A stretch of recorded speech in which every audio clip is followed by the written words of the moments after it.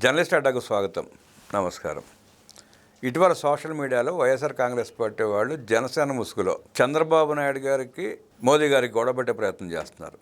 ఇంకో పక్క చంద్రబాబు నాయుడు గారికి పవన్ కళ్యాణ్ గారికి గొడవపెట్టే ప్రయత్నం చేస్తున్నారు. వాళ్లే వింత వాదన తీసుకొస్తూ జగన్మోహన్ రెడ్డికి ఢిల్లీ అండలు ఉన్నాయి, అండదండలు ఉన్నాయి, మోదీ గారు కాపాడుకుంటున్నారు, అందుకే అరెస్ట్ చేయట్లేదు, కేసులు కూడా పట్టించుకోవట్లేదు, పాత కేసులు కానీ కొత్త కేసులు కానీ జగన్మోహన్ అరెస్ట్ చేయరు, చంద్రబాబు నాయుడు ఏం చేయలేడు అంటూ ఒక రకమైన విష ప్రచారాన్ని ప్రజల మనసులో నింపే ప్రయత్నం చేస్తున్నారు. ఇంకో పక్క ఎన్డీఏ కేంద్ర పెద్దలు ఎన్డీఏ కన్వీనర్గా చంద్రబాబు నాయుడు చేస్తే బాగుంటుందన్న ఆలోచన చేస్తున్నట్టు వార్తలు వస్తూ ఉన్నాయి. ఏది నిజం ఏది అబద్ధం తెలుసుకునే ప్రయత్నం చేద్దాం. విశ్లేషణ మనతో ఎప్పుడు ఉన్నారు senior journalist doctor Vadlamani Kanakadurga గారు. వారి నుండి మనం విశేషాలు తెలుసుకుందాం. నమస్తే మేడం. ఈ మధ్య సోషల్ మీడియాలో విస్తృతంగా ప్రచారం అవుతూ ఉంది, జగన్మోహన్ రెడ్డికి మోడీ అండదండలోనే అందుకే అరెస్ట్ కాబడట్లేదు, సిబిఐ ఈడీ కూడా చూసి చూడనట్టు పోతున్నాయి, చంద్రబాబు నాయుడు ఏం చేయలేడు అంటూ ఒక రకమైన ప్రచారాన్ని తీసుకొస్తున్నారు. ఢిల్లీలోనేమో ఎన్డీఏ కన్వీనర్గా చంద్రబాబు నాయుడు గారిని పెడితే బాగుంటుందని ఎన్డీఏ పార్టీలన్నీ ఆలోచిస్తున్నాయంటూ ప్రచారం జరుగుతూ ఉంది. ఏది వాస్తవం ఏది అబద్ధం అంటారు? మళ్ళీ నన్ను అడుగుతారంటే ముందుది వాస్తవం తర్వాతది వాస్తవం అనే కదండి. మీకు ఇంకా ఎక్కువ విషయాలు తెలుస్తాయిగా. అంటే ఇప్పుడు ఎలా జగన్మోహన్ రెడ్డిని మోదీ కంట్లో పడేయాలి, మోదీ దృష్టిలోకి ఎలా తీసుకెళ్ళాలి, జగన్మోహన్ రెడ్డికి కొద్దిగానైనా అక్కడ పరపతి ఎలా పెంచాలి, ఈ గొడవల్లో ఉంది కదా వైసీపీ. అంటే వాళ్ళ బాధ ఏంటంటే ఇప్పుడు ఈడీ ఎప్పుడు తాడేపల్లి తలుపు కడుతుందో తెలియదు. సో ఆ బాధలో వాళ్ళు ఏం చేస్తున్నారంటే మోదీ అండ ఉంది మాకు, అందుకని మా జగన్మోహన్ రెడ్డిని అరెస్ట్ చేయరు అని ఒక ఏమంటారు పుకారు పుట్టిస్తున్నారు. ఎందుకంటే వాళ్ళకి తెలుసు అది వాస్తవం కాదని. ఇప్పుడు జగన్మోహన్ రెడ్డి అరెస్ట్ అవుతాడా అవడా, లేదు జగన్మోహన్ రెడ్డిని ఎందుకు అరెస్ట్ చేయరు అని అటు జనసేన కానీ ఇటు తెలుగుదేశం కానీ అడిగే అంత తీరుబడలేదు. ఫస్ట్ ఓ పక్క సీడ్ యాక్సిస్ రోడ్డు నిన్న ప్రారంభోత్సవం, మరో పక్క ఎమ్మెల్యే క్వార్టర్స్ ప్రారంభోత్సవం, సో స్టీల్ బ్రిడ్జెస్ రెండో దశ పనులు పూర్తయ్యాక అది నిన్న మొత్తం 3 ప్రారంభోత్సవాలు ఈయన బిజీ ఉన్నారు. నిన్న ఏనుగుల దినోత్సవం అని ఆయనేమో కేంద్ర మంత్రితోటి అటవీ మంత్రి ఆయన వైజాగ్లో బిజీ ఉన్నారు. సరే పనిలో పని లోకేష్ ఎందుకు రాలేదు అమరావతికి, లేదు పవన్ కళ్యాణ్ ఎందుకు రాలేదంటే పవన్ కళ్యాణ్ అక్కడ వైజాగ్, లోకేష్ ఏమైంది నిన్న ఈ డిఎస్సి మీద వీళ్ళు ధర్నాలు చేస్తున్నారు. సరే అది పక్కకు పెట్టండి, అదంతా కూడా అబద్ధం అని అందరికీ తెలుసు. ఏపీపీఎస్సికి సంబంధించి కోర్టు తీర్పు వచ్చాక దాన్ని ఫర్దర్గా ఎలా వెళ్ళాలి, 165 మంది అపాయింట్మెంట్స్ ఏం చేయాలి, ఆ డిస్కషన్లో నిన్న లోకేష్ బిజీ ఉంది. సో ఈ ఏపీపీఎస్సి సంబంధించింది ఎవరు వైసీపీకి, ఈ అమరావతికి సంబంధించింది ఏ అమరావతి వద్దని వైసీపీ చెప్పిందో ఆ అమరావతిలో ఇవాళ అద్భుతంగా మీకు ఇన్ని జరిగాయి. మరోపక్క నిన్న న్యూయార్క్ టైమ్స్ ఏమో అమరావతి నిర్మాణాల మీద ఒక పెద్ద కథనం ప్రచురించింది. వాళ్ళు వచ్చి స్వయంగా చూసి రాసింది అది. వాళ్ళు ఏమన్నారు, మొత్తం ఎంత అద్భుతంగా 5 టవర్లు రాబోతున్నాయి, ఎన్ని వేల ఎకరాల్లో చేస్తున్నారు, 8 ఎకరాల్లో మొత్తం సెక్రటేరియట్ నిర్మిస్తున్నారు, అందులో 5 టవర్స్ వస్తాయి, పెద్ద టవర్లో చంద్రబాబు నాయుడు ఆఫీస్ ఉంటుంది, పైన హెలిప్యాడ్ పెడతారు, తర్వాత 60% నీరు పచ్చదనం ఉండేలాగా చూస్తున్నారు, 40%లోనే పనులు చేస్తున్నారు.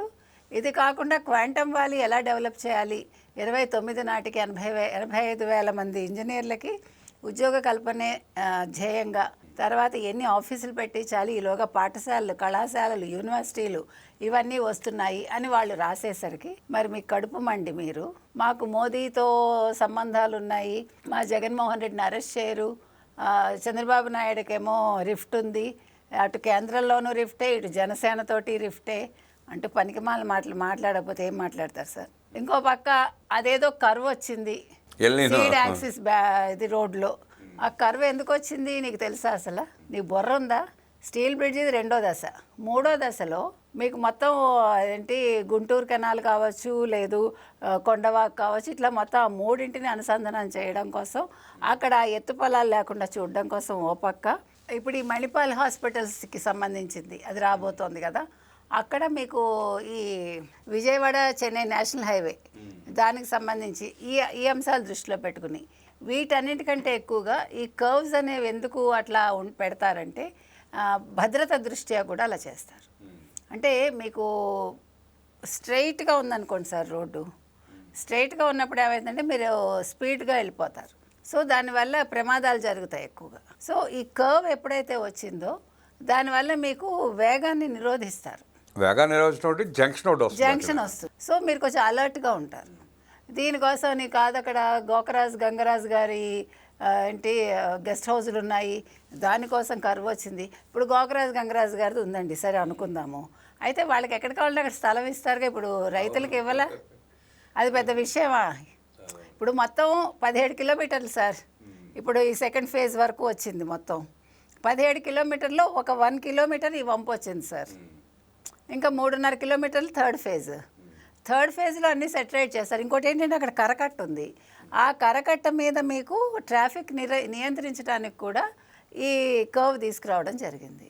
తర్వాత 3వ ఫేజ్లో ఇంకొక రకంగా సెటరేట్ చేస్తారు. ఎందుకు కంగారు? పోనీ ఒకవేళ గోకరాజు గంగరాజు కోసమే చేశారండి, మీకేంటి నొప్పి? పోనీ అలా కూడా అనుకుందాం. In what way you are concerned? అంటే మీకు బాధ ఇవాళ మీరు భరించలేకపోతున్నారు. అసలు అమరావతి రైతులు ఇవాళ ఎంత ఆనందంగా ఉన్నారంటే, మనం ఇవాళ మీకు అన్నీ కూడా కేసులు కొట్టేసింది చూసారు, ఇవాళ కూడా సుప్రీంకోర్టు. అందుకని ఇవాళ అన్ని రకాలుగా ఫ్రీ అయిపోయింది మైండ్.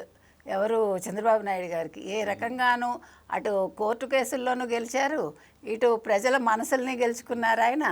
ఏ రకంగా చూసినా తిరుగులేని నాయకుడిగా ఇవాళ చంద్రబాబు నాయుడు నిలుస్తున్నారు. మరోపక్క ఎన్డీఏ కన్వీనర్గా గతంలో ఆయన చక్రం తిప్పారు. ప్రధానమంత్రి ఏమంటారు పీఠం ఇస్తానంటే అప్పుడే వద్దన్నాడు ఆయన.